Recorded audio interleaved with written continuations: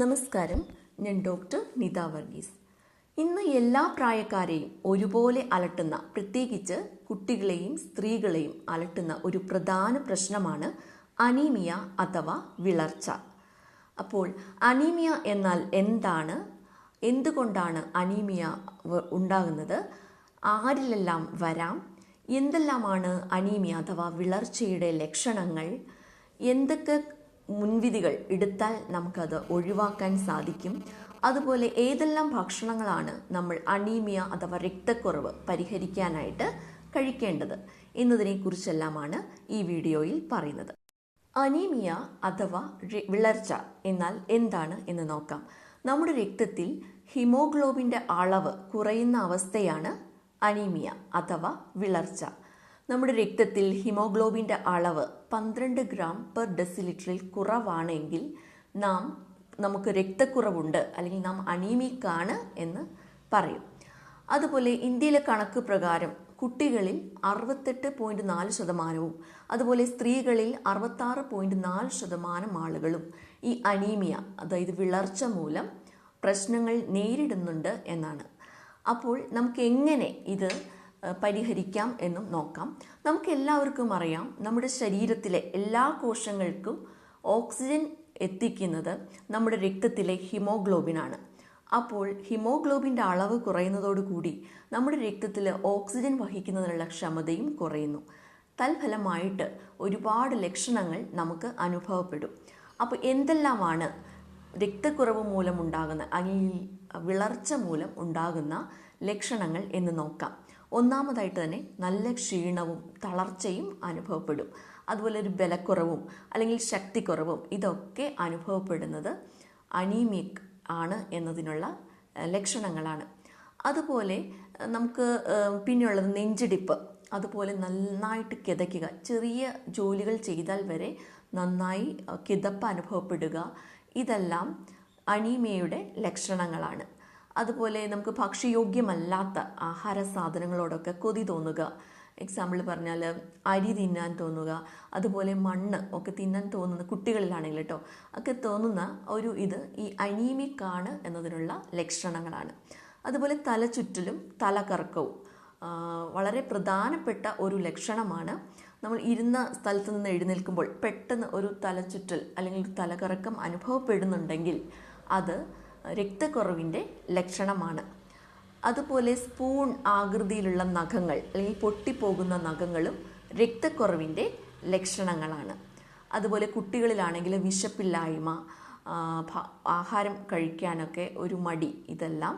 അതുപോലെ കുട്ടികളിൽ പഠന വൈകല്യങ്ങളും അതുപോലെ പഠിക്കാൻ ശ്രദ്ധക്കുറവ്, ഓർമ്മക്കുറവ്, ഇതെല്ലാം രക്തത്തിൽ ഹീമോഗ്ലോബിൻ്റെ അളവ് കുറഞ്ഞ് പോകുമ്പോൾ ഉണ്ടാകുന്ന ലക്ഷണങ്ങളാണ്.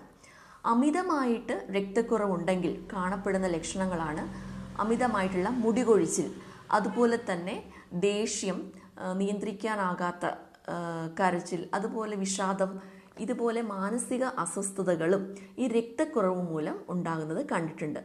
അതുപോലെ പല ഭാഗങ്ങളിലും ശരീരഭാഗങ്ങളിലും സന്ധിവേദനകൾ ഒക്കെ ഈ രക്തക്കുറവ് മൂലം പലരിലും കണ്ടുവരുന്ന ലക്ഷണങ്ങളാണ്. വിളർച്ച പല വിധത്തിലുണ്ട്. അതിൽ ഒരു ടൈപ്പാണ് അയൺ ഡെഫിഷ്യൻസി അനീമിയ, അതായത് ഇരുമ്പിൻ്റെ കുറവ് മൂലം ഉണ്ടാകുന്ന വിളർച്ചാ രോഗം. അപ്പോൾ നമ്മൾ ആലോചിക്കും എന്തിനാണ് ഇരുമ്പിൻ്റെ ആവശ്യമെന്ന്. അപ്പോൾ രക്തത്തിൽ ഹീമോഗ്ലോബിൻ നിർമ്മിക്കുന്നതിന് ഇരുമ്പ് വളരെ അത്യാവശ്യമാണ്. അപ്പോൾ ഇരുമ്പിൻ്റെ കുറവ് നമ്മുടെ ശരീരത്തിലുണ്ടെങ്കിൽ ഹീമോഗ്ലോബിൻ്റെ ഉൽപ്പാദനവും കുറയുന്നു. തൽഫലമായിട്ട് അയൺ ഡെഫിഷ്യൻസി അനീമിയ ഉണ്ടാകുന്നു. അപ്പോൾ ഇരുമ്പിൻ്റെ കുറവ് മൂലമുള്ള ഈ വിളർച്ചാ രോഗം 3 കാരണങ്ങൾ കൊണ്ടാണ് പ്രധാനമായിട്ടും ഉണ്ടാകുന്നത്. ഒന്ന്, ഹീമോഗ്ലോബിൻ്റെ ഉൽപ്പാദന കുറവ് മൂലം.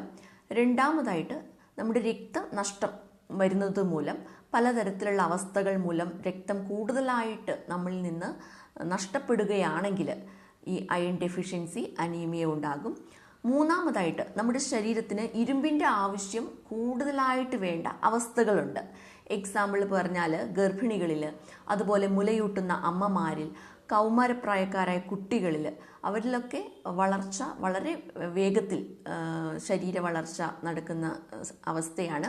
അപ്പോൾ ആ സമയത്ത് കൂടുതൽ അയണിൻ്റെ ആവശ്യമുണ്ട്. അതുപോലെ തന്നെ ഗർഭിണികളിലും അയണിൻ്റെ ആവശ്യം കൂടുതലായിട്ട് വേണ്ട ശാരീരിക അവസ്ഥയാണ്. അതുപോലെ മുലയൂട്ടുന്ന അമ്മമാരിലും. അപ്പോൾ ഈ 3 പേരിലും ഇരുമ്പിൻ്റെ ആവശ്യം കൂടുതലാണ്. അപ്പോൾ അവരിലും ഈ അയൺ ഡെഫിഷ്യൻസി അനീമിയ കൂടുതലായിട്ട് കണ്ടുവരുന്നു. അതിൽ നമുക്ക് HBയുടെ അളവ്, അതായത് ഹിമോഗ്ലോബിൻ്റെ ഉൽപ്പാദനം കുറയാനുള്ള കാരണം ഇരുമ്പ് നമ്മുടെ ശരീരത്തിൽ കുറയുന്നത് മൂലമാണെന്ന് പറഞ്ഞു. അപ്പോൾ അതിനായിട്ടുള്ള പരിഹാരം എന്ന് പറയുന്നത് ഇരുമ്പടങ്ങിയ ആഹാരങ്ങൾ കൂടുതലായിട്ട് ഭക്ഷണത്തിൽ ഉൾപ്പെടുത്തുക എന്നതാണ്. ഇരുമ്പടങ്ങിയ ഭക്ഷണങ്ങൾ കഴിച്ചാലും ചിലപ്പോൾ ശരീരത്തിന് ഇരുമ്പ് ആഗിരണം ചെയ്യാനുള്ള കഴിവ് ഇല്ല എങ്കിലും ഹിമോഗ്ലോബിൻ്റെ ഉൽപ്പാദനം കുറയാം. നമുക്കതുപോലെ അയൺ ഡെഫിഷ്യൻസി അനീമിയ ഉണ്ടാകാൻ സാധ്യതയുണ്ട്. അപ്പോൾ നമ്മൾ ഇരുമ്പടങ്ങിയ ഭക്ഷണങ്ങൾ കഴിക്കുന്നതോടൊപ്പം തന്നെ ഇരുമ്പിൻ്റെ ആഗിരണം മെച്ചപ്പെടുത്താൻ സഹായിക്കുന്ന ആഹാരങ്ങളും കൂടെ കഴിക്കണം. അപ്പോൾ നമുക്ക് ഇരുമ്പടങ്ങിയ ആഹാരങ്ങൾ ഏതെല്ലാമാണ് എന്ന് നോക്കാം. അത് ഒന്നാമതായിട്ട് വെള്ളക്കടല. അതുപോലെ എല്ലാ ഇലക്കറികളിലും അയൺ ധാരാളമായിട്ടുണ്ട്. അതായത് ചീര, പാലക് ചീര, പുതിന ഇല, ചേമ്പിൻ്റെ ഇല, ഉലുവയില, ഇതിലെല്ലാം. അതുപോലെ ഉഴുന്ന്, പരിപ്പ്, കടല, സോയാബീൻ, പയർവർഗ്ഗങ്ങൾ, ഇവയിലെല്ലാം അയൺ ധാരാളമായിട്ടുണ്ട്.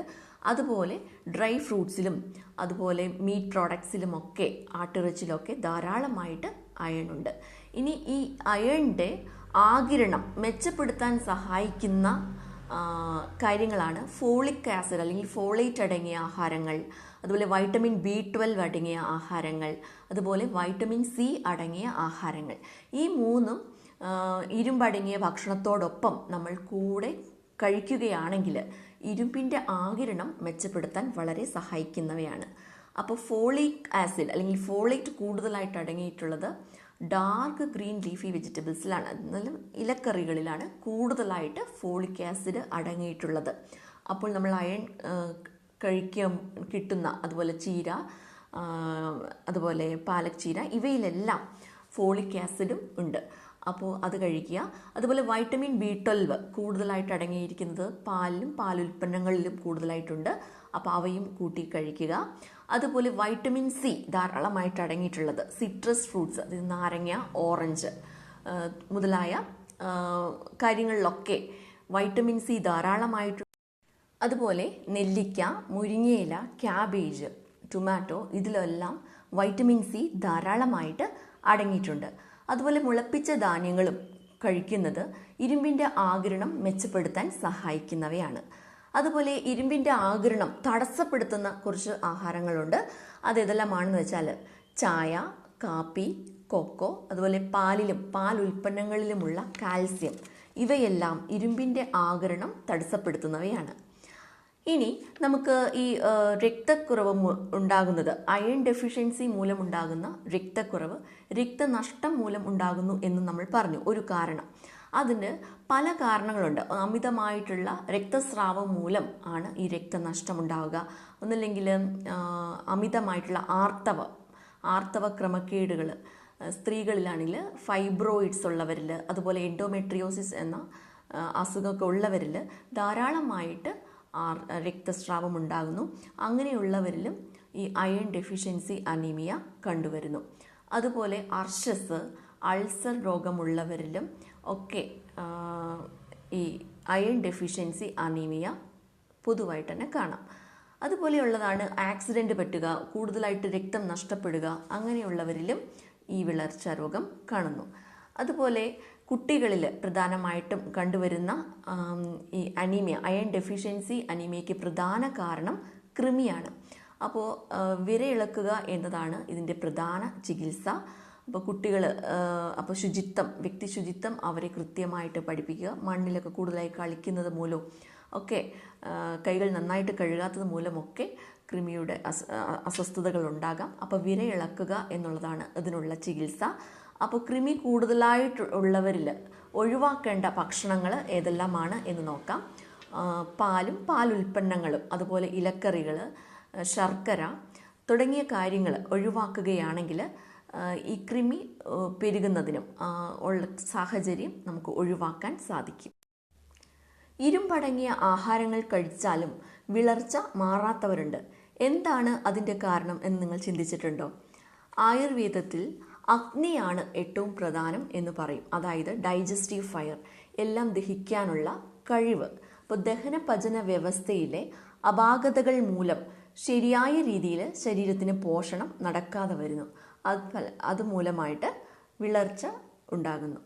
അപ്പോൾ ഇത് വളരെ പ്രധാനപ്പെട്ട ഒന്നാണ്, കൃത്യസമയത്ത് ശരിയായ അളവിൽ ആഹാരം കഴിക്കുക എന്നുള്ളത്. അപ്പോൾ അതും നോക്കുക. ഇനി ഇതിൻ്റെ ചികിത്സ എന്താണ് എന്ന് നമുക്ക് നോക്കാം. കാരണമനുസരിച്ചിട്ടാണ് നമ്മൾ ചികിത്സിക്കേണ്ടത്.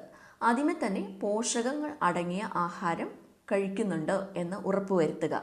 പ്രധാനമായിട്ടും ഇരുമ്പടങ്ങിയ ആഹാരങ്ങൾ, വൈറ്റമിൻ സി അടങ്ങിയ ആഹാരങ്ങൾ കഴിക്കുന്നുണ്ടോ എന്ന് ഉറപ്പുവരുത്തുക. രണ്ടാമതായിട്ട് ഈ ദഹന പചന വ്യവസ്ഥ മെച്ചപ്പെടുത്തുക. ഇത് ദഹനശക്തി വർദ്ധിപ്പിക്കാനുള്ള രീതിയിലുള്ള എക്സസൈസുകളും അതുപോലെ ആഹാരങ്ങളൊക്കെ കഴിക്കുക. അതുപോലെ രക്തസ്രാവം ഉള്ളവരിലാണെങ്കിൽ അതിനനുസരിച്ച് ചികിത്സ ചെയ്യുക. അതുപോലെ കൃമി ചികിത്സ ചെയ്യാൻ മറക്കരുത്, പ്രത്യേകിച്ച് കുട്ടികളിൽ.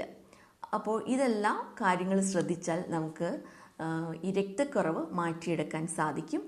ഔഷധങ്ങൾ വൈദ്യനിർദ്ദേശപ്രകാരം മാത്രം കഴിക്കാൻ ശ്രദ്ധിക്കുക. അപ്പോൾ ഈ കാര്യങ്ങളെല്ലാം ശ്രദ്ധിച്ചാൽ ഇന്ന് കൂടുതൽ പേരെയും പ്രത്യേകിച്ച് സ്ത്രീകളെയും കുട്ടികളെയും അലട്ടുന്ന പ്രധാന പ്രശ്നമായ അനീമിയ അഥവാ വിളർച്ച പരിഹരിക്കാൻ സാധിക്കും. നിങ്ങൾക്ക് എന്തെങ്കിലും സംശയങ്ങൾ ഉണ്ടെങ്കിൽ കമൻ്റായിട്ട് ചോദിക്കാവുന്നതാണ്. അതുപോലെ ആരെങ്കിലും ഈ ചാനൽ സബ്സ്ക്രൈബ് ചെയ്യാത്തവരുണ്ടെങ്കിൽ സബ്സ്ക്രൈബ് ചെയ്യുക. ഇൻഫോർമേറ്റീവ് ആണ് എന്ന് തോന്നുകയാണെങ്കിൽ മറ്റുള്ളവർക്ക് ഷെയർ ചെയ്യുക. നന്ദി, നമസ്കാരം.